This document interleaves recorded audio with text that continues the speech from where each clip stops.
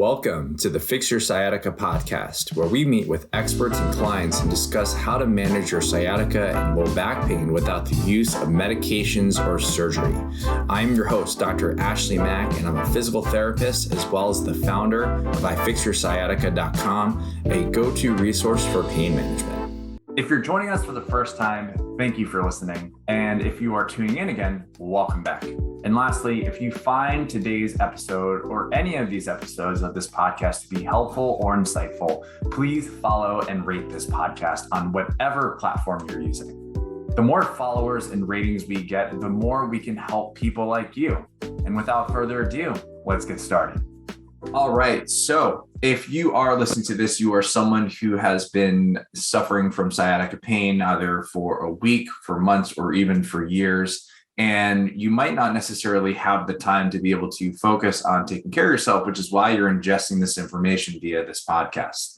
One of the many listeners are included are busy parents. And what I find one of the biggest challenges when it comes to working with a busy parent is for them trying to find the time to actually implement their self-care and maximize their recovery.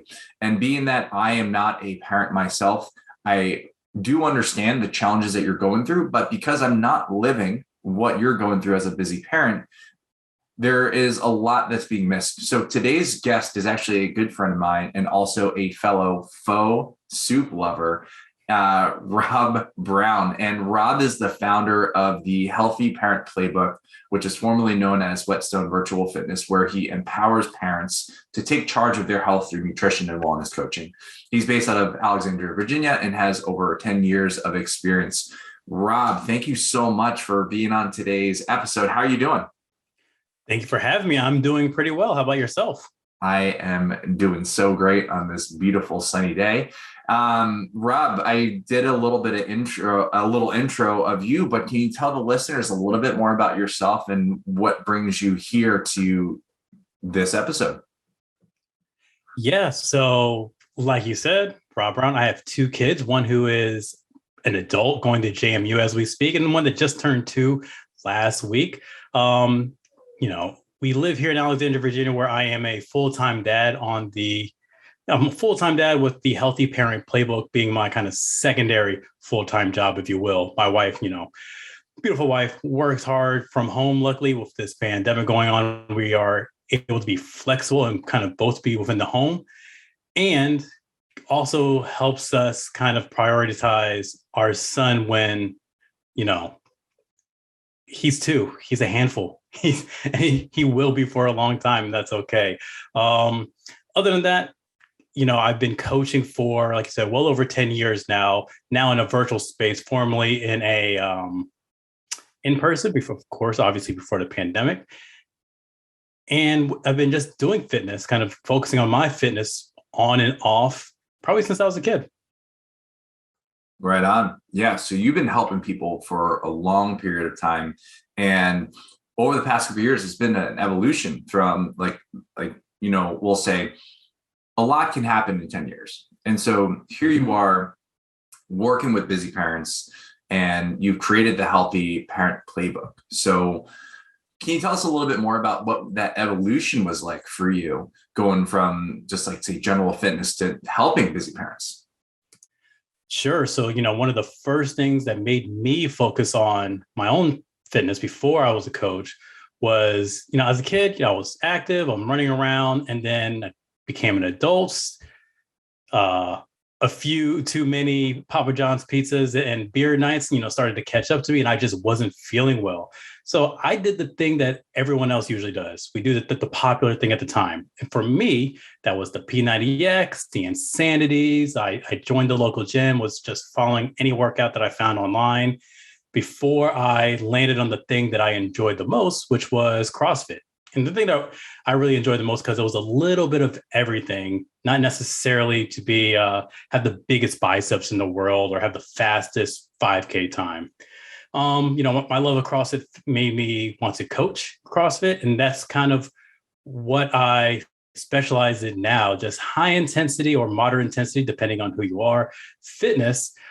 And now it's for the parents of the world, because most parents especially toddler parents, as I'm a toddler parent myself, don't have 5 to 6 hours a week to commute back and forth to the gym in order to get healthier, right? Because we sit, a lot of us, we sit all day, whether it's at our office, whether that's with our children. So we think the only way to get fitter is to go to the gym and be on the treadmill for 30, 40 minutes, or sit in front of that P90X DVD for 60 minutes, 5 times a day, because that's all we've kind of known in the past 10 years. But that's not how it has to be. So fitness has really evolved, and there's so much fitness out there that there is a solution, no matter how busy, no matter how tired, no matter what your situation is. We can always find fitness that meets you where you are. And so you're bringing up the concept of, being a parent. I mean, you're not just a parent taking care of another human being. Like, your entire life is focused on taking care of this little one. So Rob, for someone like you who instructs people on maximizing their fitness and wellness, I think it's important for us to be able to lead by example, right? Being able to say, I am living a life of fitness. I have my own self-care routines. I have my own ways to make sure that I am in the tip-top most shape for my child. So can you take a deep dive and share with the listeners, as a busy parent yourself, what your self-care routine is like and how you fit that in throughout your day? Sure. So you nailed it. You nailed it right on the head. My day is wrapped around my toddler's schedule, not the other way around. I wake up early, not because I enjoy waking up early, it's because he wakes up early, right? My day is 100% based on his schedule. So the only way I personally can be successful is to have a routine and to have help from my spouse and have it somewhat predictable. So for me personally, if I need to work out, it's usually around the same time each day. And my wife knows what time that is ahead of time so that she can jump in, watch Wesley for 20, 30 minutes while I work out in the garage. Also, a lot of planning ahead of time goes into my routine. At the end of my day, the last thing myself or my wife want to figure out is what's for dinner. So we had to take that time ahead of time to make those decisions. And if you look at my phone and my little notes app, there's literally a note called menu, and it'll tell you everything I'm going to have for dinner this week. So those, like, planning ahead, knowing what's coming up, has helped me so much, so that when it's 4:30 on Tuesday, I know my workouts. Once I'm done with my workout, I know what I'm going to cook for the family for dinner. And then right after that, we go into our, the bedtime routine for our son, and then wind down for the night. So for me, it's a lot of planning, a lot of being predictable helps get through these long days. I love that. My wife will laugh, but I remember we were discussing like how I'm not that big of a planner. And so me transitioning into business ownership and being able to focus on growth of the business and also my life, I had to start planning things a little bit more. And one thing that I really respect about parents, especially like a parent like yourself, Rob, is the ability to create these schedules to make it so that you're setting yourself up for success, right? One thing I've heard, and this is just as a third party, right? Well, one thing that I've heard is that a routine is good for a couple of weeks, and then your child, as they develop, their routine kind of changes a little bit more too. So could you tell us a little bit more about what that transition period is like for parents who are going through the same thing, when they're like, okay, well, it turns out that my kid is, waking up at 7, but all of a sudden they hit whatever developmental milestone, and all of a sudden the routine is off. What happens there? Chaos. 100% chaos happens there. So yeah, you're exactly right. At one point, our son is taking 2-hour-long naps, which is great. That means I can do laundry and cook and stuff like that. And suddenly he's not napping at all. Suddenly the only way he will nap is if I put him in the car and drive around for 2 hours, which then means I can't do laundry and all those other things. So yeah, so you have to be flexible, and you have to kind of keep the mindset that this stuff is temporary. Whether it's not napping, whether it's waking up at midnight, whether it's throwing all your food on the ground, all of these things are temporary. And they're not permanent fixtures in his life. He's not going to, your child is not going to be 18 years old, still waking up at midnight. I promise you, I don't promise, but it probably won't happen. So you just have to kind of mentally realize that you're in the grind and in a marathon. And if that may or may not mean you have to be more flexible around some of the other things that are in your personal routine, right? I just mentioned working out at 4:30 every afternoon. If I don't get the chance to do laundry, that might mean I miss a workout, right? Because I have to do laundry instead of the workout. I'd rather have clean clothes than washboard abs. So that means I'll miss a workout, and maybe that happens for 2 or 3 days straight. That's okay, because this whole entire health and fitness routine is a long-term play, not a short-term play. And that's kind of where my mentality is always at. When his routine changes, therefore my routine changes. And once it settles down, then I can kind of readjust based on the new routine that we're going to develop together. Yeah. So when you're taking care of another human being, I mean, because you are doing everything to take care of that little human, flexibility is key. And I love the fact that you brought up the concept of being okay with making these changes. I think we live in a world where it's kind of like an all or nothing type of scenario. And the more time that I actually spend in healthcare, and also even just in the space of working with others, life isn't just A or B, it's a continuum, it's a spectrum of things. And so instead of having to say, all right, well, I didn't work out today, might as well just give up everything, being able to say, okay, this is a scenario, what can we do to make it better? And being able to be flexible through that, allowing you to make those necessary changes so you can get the best out of your day. One thing that I find that I'm so glad you actually brought up, which I think is very underrated, is the concept of communication with your partner. You and your wife, you're a team. So can you tell us a little bit more about what that dynamic is like when you're saying, hey, I would love to get a workout or I would like to do something for my health and wellness? Is this something where, kind of walk us through what a conversation like that goes? Sure. And that conversation happens in our household all the time. As I, again, trying to be flexible, I may try to move my workout to the first thing in the morning. And I'll say, all right, wife, I would like to work out at 5 o'clock in the morning. And then we work backwards from there. Okay, what does that mean for what time does she need to wake up with our toddler if he wakes up at, let's say, 6 o'clock? Who's cooking him breakfast? How does that shift the routine of the household if I'm going to move that around? Or if it's the weekend, and our weekend schedule is, it's pretty much, it's not in stone like our Monday through Friday schedule. So our weekends are a little bit more flexible. So if on a weekend, I know that we're going to head out to the water park, for example, as it's warming up, I'll tell them, say, okay, great. Can I do a workout from this time to this time?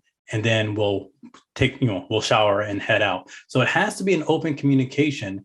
For our household, at least, no one enjoys a surprise, right? No one enjoys, okay, I'm going to be unavailable for the next 45 minutes. Good luck.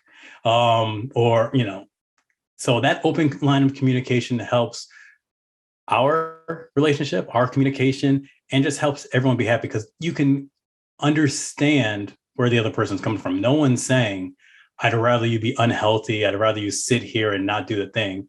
So we're trying to help each other out. And that needs open communication for that to work. Communication is key. It's definitely something that I've been working on myself. And I say this to a lot of the patients that I work with.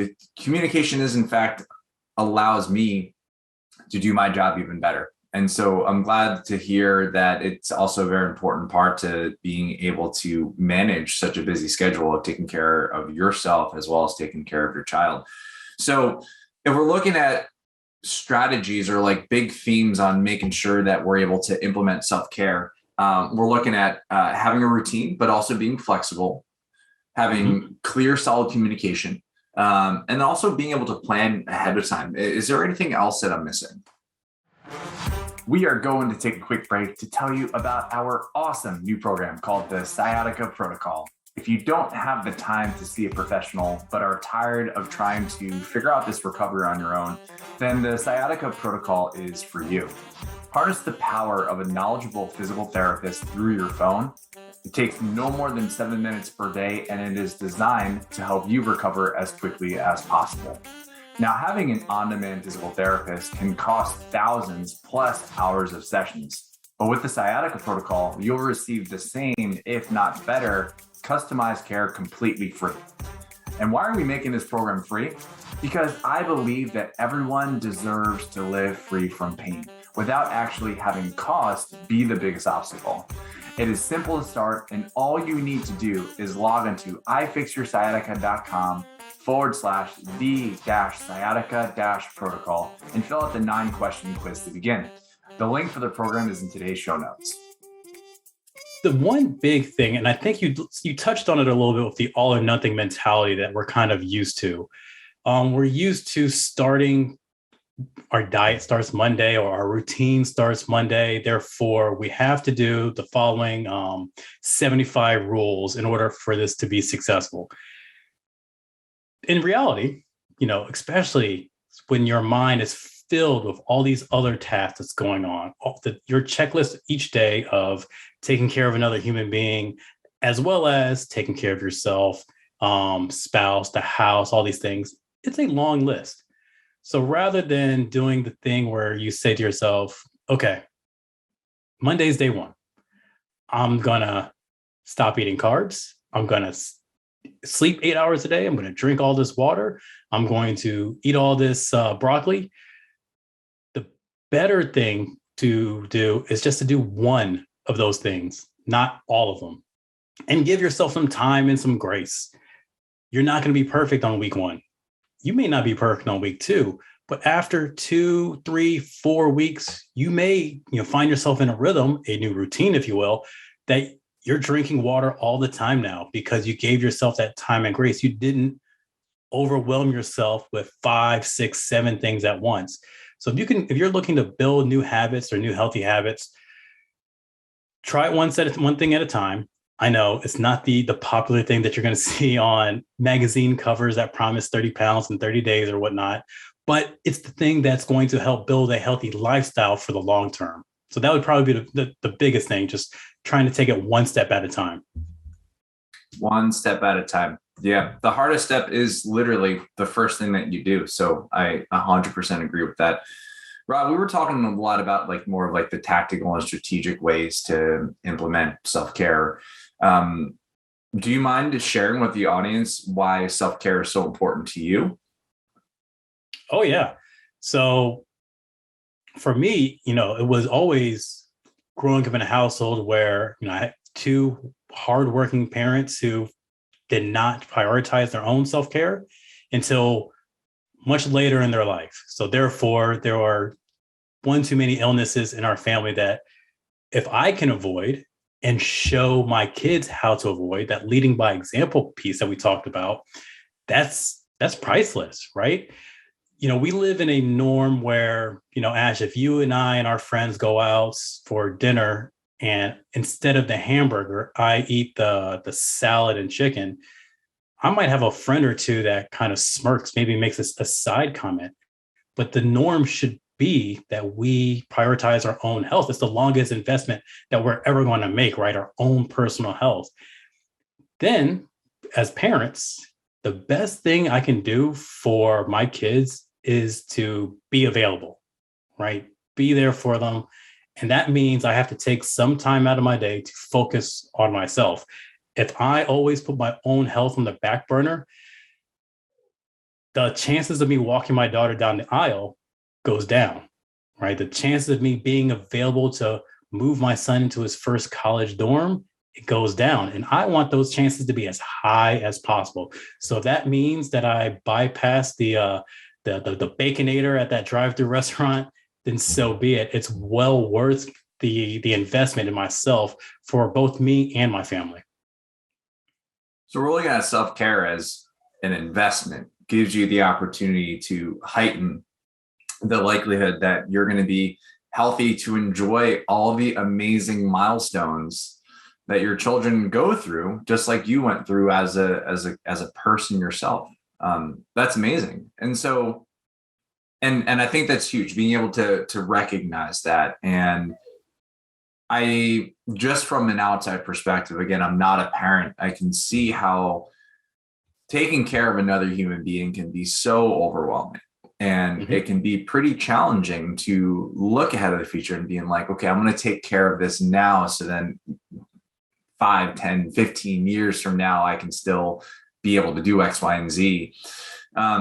So aside from just like the sheer time requirement that parents have to go through to take care of their little ones, what are some other obstacles or things that make parents hesitant to be able to implement or like take care of themselves throughout the day? Sure. So 2 big ones jump out. The first one being not knowing where to start. If you are, and I'll exaggerate for purposes of this conversation, but I think you'll understand where I'm coming from. If you are currently eating all your meals through a drive-through window and you're sedentary, you never get up off the couch, then your list of things that you should be doing is pretty long and you have no idea where to start. And that's overwhelming by itself. If you don't know where to start, it's much easier just not to start and hope that you'll figure it out some other day. The other thing is you can't see where that energy is going to come from. You're already tired. When I get through a long day with my son and it's hot outside, we're playing at the parks and he's whining because I got the blue cup instead of the green cup. And, that takes a toll on me. So when it is my quote unquote scheduled time to work out, self-care, I may not have energy to go and actually do the workout. I don't know how I'm going to do it. So a lot of times parents just think, I don't have energy. I barely have energy to do what I'm doing now. Where am I going to get this energy to run every day or to meal prep on a Sunday, things like that?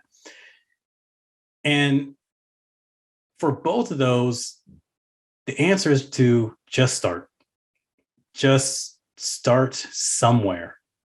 And if you don't have the energy to run a mile today, run a half mile, run a quarter mile, run, away from your house to a point where you can turn around and run back, right?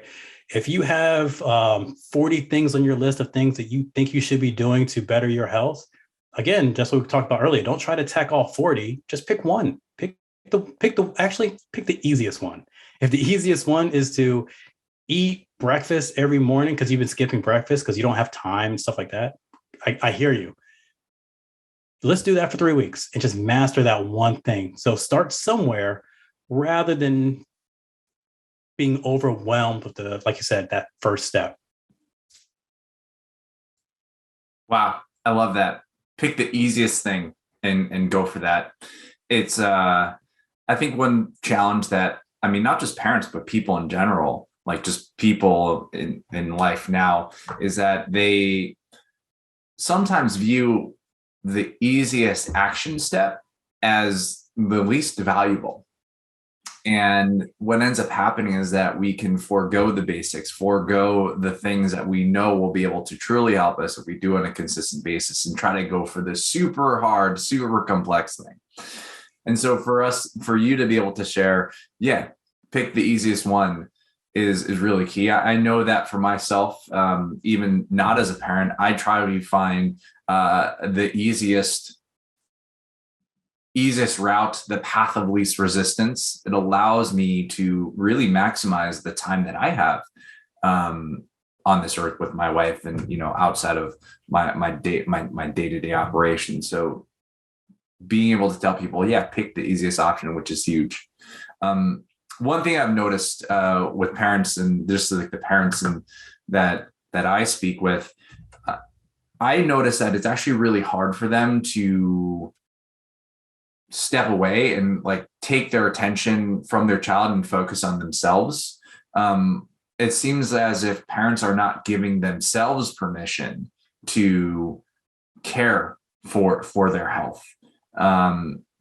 with those parents, with people who are experiencing that, where they're not giving themselves permission, what do you have to say to them? Yeah, I was just having this conversation with one of our neighbors who also has a toddler, and the fact that um, she felt guilty for dedicating time to herself. She felt guilty putting the kids on her spouse's hands for a half hour so that she can work on her own well-being. In this case, she was talking about working out. And in the reality is, if we fast forwarded 18 years in your child's life and you ask them, were you upset that your parents tried to better their own health for 30 minutes a day? They would never be upset. No one should be upset at you. They wouldn't feel bad at you. But that is the thing. When you dedicate so much of your time and your love and your energy to a person, you feel guilty for every second you step away from them, let alone moments that is for yourself or for work or things like that. So yeah, it is tough. It's tough at first, but in the long run, again, we're talking about 20 years from now, 10 years from now, it's going to be better for everyone. And in fact, taking that time out for your own health is helping out your kids one way or another. I was just writing that down, giving yourself permission. It's going to be hard. It's going to be hard to take yourself away. But I love the fact that you said that, you ask any kid, it's like, were you mad that your parent was trying to focus on taking care of themselves a little bit? And I mean, I think about it, even for me, my mom would exercise every single day. And was I angry that she was exercising and not playing with me? No, actually, I'm super thankful that she's so active. And she's still active now because you look like, go ahead. Yeah. And on the other side of that fence, on the other side of the extreme, my dad's no longer with us. And if you were to ask me, don't you wish he did X, Y, and Z, took some time away from the family to do whatever he needed to do, I would definitely rather him spend 30 minutes, 40 minutes away from us to better his health than be there and put his own health on the back burner. So on both sides, it's still tough. I'm not going to sit here and say, hey, it should be easy for you just to drop off your kids at daycare and go work out or whatnot. No, that's not the case. But we're doing this for the family. It's not just for you. You shouldn't feel guilty for dedicating some time to your own self-care. You're doing this for the family. You're putting this time to work on yourself because the result, it's going to positively affect the family. And it's not considered an act of selfishness if you are going to be focusing on your self-care. And Rob, I really appreciate you sharing that with us. I think it's a very powerful thing, and parents need to know that they do have permission to take care of themselves. And so if we were to circle this back on its impact with pain, sciatica pain, I've been speaking with a fair amount of people recently who are parents themselves, and they're like, I've been experiencing this pain, this sciatica pain, back pain, hip pain, knee pain, whatever I'm going through for the past 18 months, years. And one of the biggest things that I ask is, well, how come it took so long to come speak with me? And so in some cases, out of the person's fault, they're like, the practitioners they worked with were not able to help them specifically, even though they've been really diligent on their exercise. That's an entirely different subject on its own. The other aspect is what's really interesting about the human brain, and particularly the parent's brain, our higher processes can really bypass a lot of these signals that our brain is telling us to say, we need to make a change. And before we know it, and you probably noticed this yourself, Rob, where time just goes by so quickly. 2 years ago, your son was born, and now look at today, it's probably like a blink of an eye. He's 2 years old, right? And so time can go by so quickly.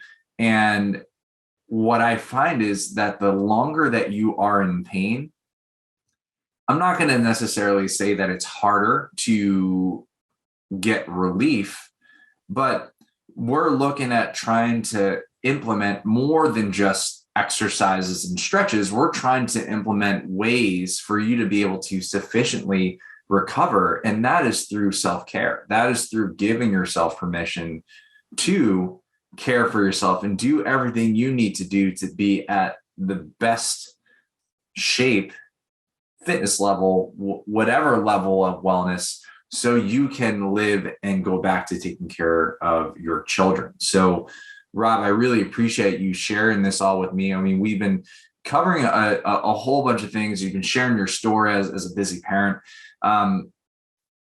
Let's kind of summarize some of the biggest, most impactful action steps that parents can take when it comes to like, oh my gosh, if we're talking to the parent who is like, I'm so overwhelmed and the only time that I have is driving and I'm listening to this podcast about sciatica, but we're also talking about parenting, how can I implement something into my life with the least amount of resistance so I can do this on a daily basis?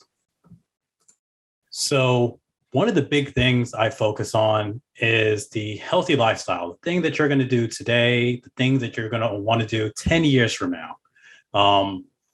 So a nice exercise that anyone can do, busy parent or not, write out 5 things that you would like to do every day that would move the needle for your personal health. Okay. I'll throw out some examples just to help you guys get your list together. Let's say you wanted to drink 8 glasses of water every day. You wanted to sleep 7 to 8 hours a day. You wanted to exercise 4 to 5 times a week. Wanted to read every day. Things that you want to put in your daily routine that you're not currently doing. Once you get your 5, like we said earlier, pick the easiest one. Pick the easiest one. Let's say it was drinking water every day. Drink water every day. Got it. And then tell your spouse about it. Tell the people around you, your inner circle, if you will, because not only is that communication just helpful, but it's also some support. It's also some accountability, so that if I were to tell my spouse, hey, I want to drink more water, we sit down for dinner and I pick up my Coke Zero. She says, hey, what about that water you told me? That's help, that's support. And we all need some kind of support, some kind of accountability, because it's very hard to do any of this by yourself. So grab your list, focus on it, talk to your spouse, talk to your inner circle, and plan and schedule for it so that when you go into next week, regardless if it's a holiday, regardless if it's a long day with the kids, you still have a plan to put some time away for yourself. Well, drinking the water, running around the block, whatever it is. Because if you miss one of those steps, let's say you don't talk to your spouse. Let's play the other game, Ash. Let's play the game where you don't communicate. You say, I'm going to work out every day at 5 p.m. 5 p.m. hits and you grab your running shoes and your spouse looks at you like, where are you going? I need your help. I thought you were going to be here to fold laundry with me, to help with these kids. That's where suddenly it becomes harder for these things to be part of our routine. We want to make it as easy as possible. And these are just some ways to make it easy for everyone. So we're looking at ease, simplicity, communication, and accountability. And listeners, if you've been listening to multiple episodes of this podcast, you know that my approach to sciatica treatment is focusing on finding the positions that actually make you feel better. So we're making it a very simple approach. It's very easy for us to try to complicate things, but we don't necessarily need to complicate things. Complication or making things elaborate does not necessarily equate to effectiveness. And the effectiveness is ultimately based on making sure, or ultimately based on identifying the action steps that allows us to, 1, be able to complete easily, but then also 2, experience the most amount of results from there. And accountability, communication, being able to say, this is helping, this isn't helping, and being able to make sure, just like Rob said, from the accountability standpoint, are you doing your program? Ultimately, you have people who exist in this world in your household who are focused on your happiness and your recovery. But unless we put that responsibility onto ourselves and say we are going to focus on our self-care, on our recovery, then we're missing a huge piece of the puzzle. And so, Rob, I really appreciate the time that you've taken out of your busy day for spending some time and communicating with the busy parents, the busy listeners of this podcast. They're probably going to need some assistance from you. So if someone is a busy parent and they're like, oh my gosh, I don't know where to start, I need help, I need that accountability, how can people get in touch with you? Yeah, so two easiest ways to get in touch with me. You can visit our website at thehealthyparentplaybook.com. We're also on Instagram at that same name, so at The Healthy Parent Playbook. Either way, feel free to ping me with questions. If you go to our website, there's an easy apply for coaching button. We'll jump on a phone call. We'll talk about some of the best actionable things you can do and how my program will help you achieve the results you're looking for so that you can, I think we mentioned it earlier, but just kind of lead by example and put some time away in your day for you and your family. Awesome. Listeners, I'm actually putting Rob's contact information in the show notes as well. And you'll also see it via social media. And we're going to be able to really provide an avenue for your busy parents out there to have a solution. So then that way you can take care of yourself so you can take care of others and live a happy and lovely life. Rob, thank you so much for hopping on today's episode. Hey, again, thanks for having me. I hope that this helps out. And it was good talking to you, Ash. Thank you so much for tuning in. We hope you got some help from today's podcast. And for more info, check us out at ifixyoursciatica.com. Have a fantastic and pain-free day. No patient-therapist relationship is formed by listening to this podcast. We are not providing medical advice, and all information should be confirmed by a medical provider.